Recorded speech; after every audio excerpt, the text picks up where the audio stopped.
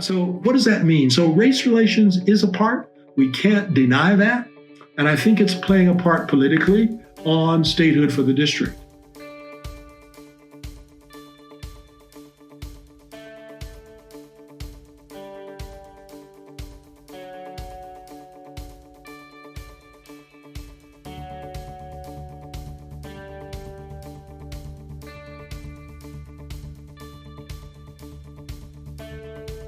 But again, evolution from color to Negro to Black to African American. And then just to summarize, it's how you identify yourself.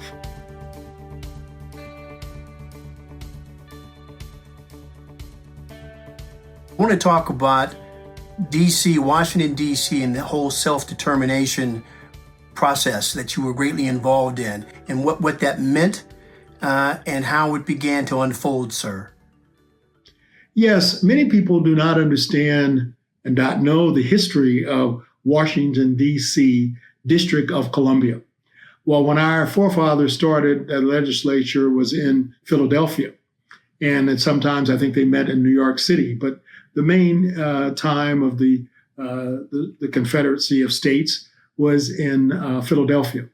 And a riot broke out, and the legislators were concerned for their lives, and the seat of government was there, and they had to rely on the state militia of Pennsylvania. And the forefathers said, this shouldn't be.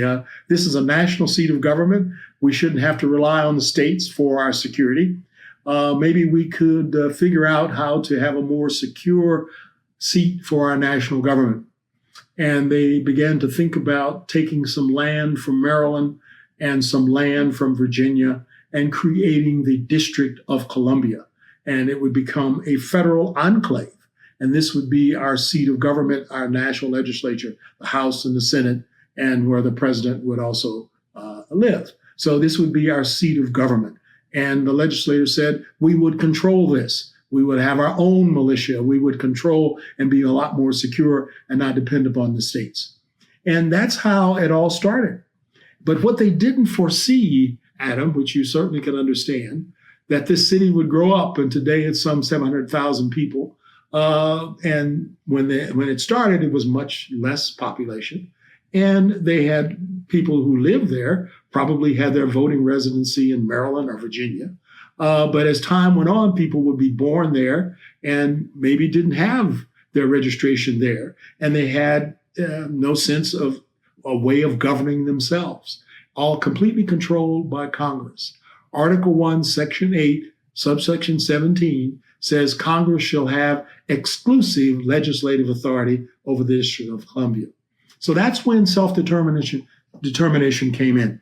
This committee started working with leaders on Capitol Hill and saying we ought to figure out a way in which we could get Congress, since they control the district, to allow the district. They had already started piece by piece. In the early 60s, they gave the citizens of the district to right to vote for a school board. Then they gave the citizens of the district the right to vote for president or vice president of the United States and gave them electors for that. But yet the local government was controlled by Congress, and there was an appointed mayor, an appointed city council. They controlled the budget for the district.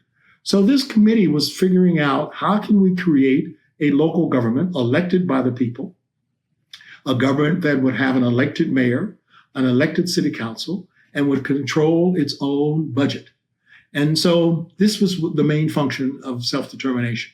Well, when the Home Rule Bill was passed, I can remember very, very vividly when Congressman Diggs, who was one of the leaders on the Hill, African-American congressman from Detroit, and he came to our committee and he said, I think we can get this bill passed, but it's going to have to be a compromise. And we all said, what is the compromise? Well, a compromise would be, he said, we will have a mayor and elected council, but there's a compromise here that the federal government will still control. We can pass legislation, but they can overturn it in 30 days if they didn't like what we enacted. That was one compromise. And the other, which was a big one, that Congress would retain budgetary authority over the district. Well, we thought that on the legislative front, maybe we would push hard on that and they wouldn't overturn our legislation. But budgetary authority was really hard to swallow, that they will have continual control over the budget. And mind you, that in the District of Columbia, if you were a resident, you paid local taxes and you paid federal taxes. But yet you couldn't determine how that tax dollar was spent. So the big question was, would we accept this? Because he said he was able to get Congressman Natcher of Kentucky to vote for the Home Rule Bill, and Congressman Natcher could bring several Southern congresspersons along, and we could get this bill passed. And would give us a right to elect a mayor and elected city council. But keep in mind that legislation could be overturned within 30 days and budgetary authority would remain with Congress. Well, long story short, Adam, the committee accepted the compromise and the rest was history. The Home Rule Bill was passed in 1974, which gave the District of Columbia a right to elect a mayor, right to elect a 13-member council, 8 council members from 8 wards, 4 at large, and a chairman, a right to enact legislation, however, that within 30 days Congress could overturn it, and also budgetary authority would remain with Congress. So that is what is in place today. And I might add that Congress, before the Home Rule Bill, also gave the district the right to elect a non-voting delegate to Congress. And I had the great opportunity to work for 2 great African Americans. One was Senator Edward Brooke of Massachusetts, and he was the only Black in the U.S. Senate when I worked for him from 67 to 69. And from 69 to 71. I was in the Peace Corps from 67 to 69. When I came back, I worked for Senator Brooke of Massachusetts on Capitol Hill as a legislative assistant. And then when Walter Fauntroy was elected, the Reverend Walter Fauntroy, a confidant of Dr. Martin Luther King, was elected non-voting delegate to the House of Representatives from the district. I became Walter Fauntroy's chief of staff. And it was from that position that I was involved with self-determination for DC. And it was that position I was recruited to the C&P Telephone Company. But I joined C&P, and shortly thereafter, I joined C&P in 1973 and continued to work on the Home Rule Bill. And then in 74, just as I had mentioned, the Home Rule Bill was passed, and the city had the right to elect a mayor and a 13-member city council. Looking back on it, you talk about the whole control of the budget, and how that was a big pill to swallow. In retrospect, looking back, do you think you guys made the right decision? Wow, that's a tough one. That is a tough one. I do, if I'd have to answer that question, I would say yes. And the reason I do, because I'm not so sure we would have gotten a Home Rule Bill passed. I'm not so sure without those compromises, we would have gotten the Southern representatives to support it. I'm not so sure we'd have been able to elect a mayor and a city council. So it was really a half a loaf or less than half a loaf. But I do think it positioned the city for greater things. During that time, we did elect a mayor, several mayors and city council persons. We did run into some financial issues, and we had to have a controller come in to help us deal with the budget. But on most, balance this out, the District of Columbia has run very well under an elected mayor and elected council. They've passed legislation, and I don't think, maybe it might be one time that Congress have overturned a piece of legislation, but I think it very, very rarely. Budgetary authority still looms large and still controls. And so I think that's why the trend now is moving towards statehood, having complete autonomy, no taxation without representation, being able to have as many representatives as your population allow, which would probably be 1 voting representative to the House. And if you were a state, you would have 2 senators. And that would give you full representation. Today, you have a representative in the House who can vote in committee. Her name is Eleanor Holmes Norton. She's been there for over 20-some years. She succeeded Reverend Walter Fauntroy, an excellent legislator. She can vote on the House. She can vote in committee, but she can't vote for legislation on the House floor. The city, if you're a resident of the city, you have no representation in the United States Senate. But to answer your question, I think a city that became predominantly Black, a city that became predominantly of the Democratic Party, that politically there was some concern that if you give them more representation, it would be with Black people in charge and maybe in the Democratic Party. And many of those who were non-Black and not in that party had some concern. So to answer your question, I think it put the district with its foot in the door. It was able to run itself to some degree and be in this position today to push for statehood. And I might add, the history goes that they did push for a constitutional amendment. It did pass both houses, but it did not get 2/3 of the states to support it. So the constitutional amendment for statehood failed back in the 80s. But there's now a school of legal thought that says that the Congress can authorize statehood, and that Congress can authorize this for the District of Columbia. That if you have this exclusive legislative authority and you can give and take away rights, why not give the right for the district to have a full say by becoming a state? And that started with H.R. 51, which would make the District of Columbia the 51st state. It passed the House and now is at the Senate. So it's a long climb, but I think the city's in a good position because obviously if it passes the Senate, the president would sign it into law and the District of Columbia would become the 51st state. No, that's fascinating. I mean, so do you think that in your lifetime, do you think we'll see DC as the 51st state? Well, I hope, you say in my lifetime, I hope I live a long time. I'm in my early 80s. I'll be 83, my birthday. And the question becomes, in my lifetime, I think there's a good shot. I think that's a good shot. I think the time is right. I had an interview recently with Attorney General Carl Racine. And Carl Racine is African-American, first elected Attorney General of the District of Columbia. And we talked about home rule. We talked about statehood.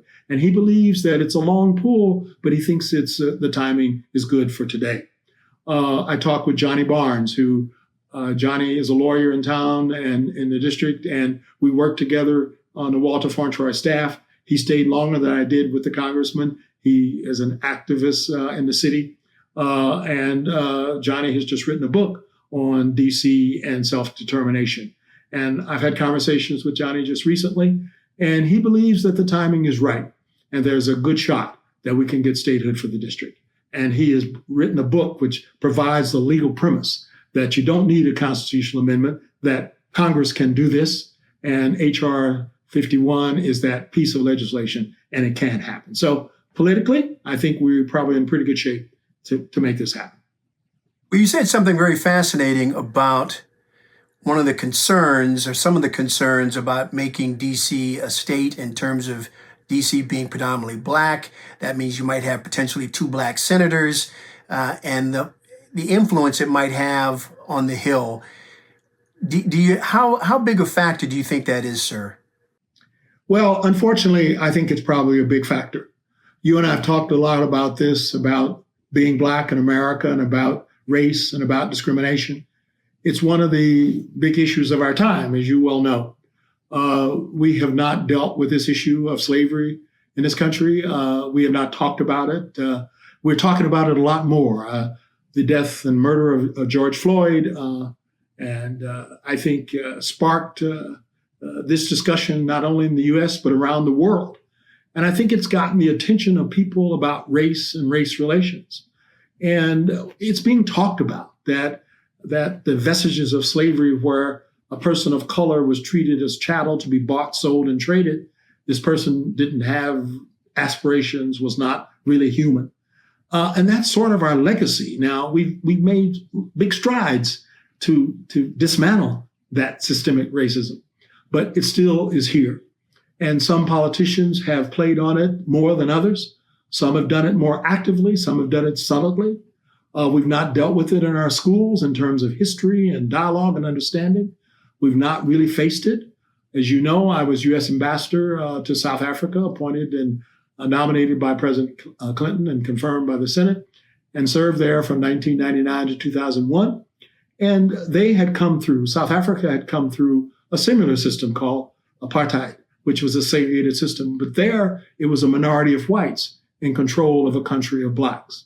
And they dismantled that and had an elected government. And Nelson Mandela became its first democratic elected leader, who was a black South African. And they established a Peace and Truth and Reconciliation Commission. And it was extraordinary. And I was there as that commission was run by Archbishop Desmond Tutu of the Anglican Church. And that commission allowed people to come and to talk about that experience of apartheid, to talk about what it's like to be a victim, what it's like to perpetrate, and ask for forgiveness. And I think something like that needs to be done in America, where we talk about our vestiges of slavery. We talk about humanness. We talk about segregation and its impact, not only on the people that are segregated, but on those who do the segregating. So what does that mean? So race relations is a part. We can't deny that. And I think it's playing a part politically on statehood for the district. But I think like we've done on so many other things, we have overcome some things. And I think it may be possible to overcome and to give the citizens of the district their rights. They pay taxes and they should have some say on their own governance. No, well, thank you for that insight, Ambassador. It's very powerful and very insightful. Thank you so much for that.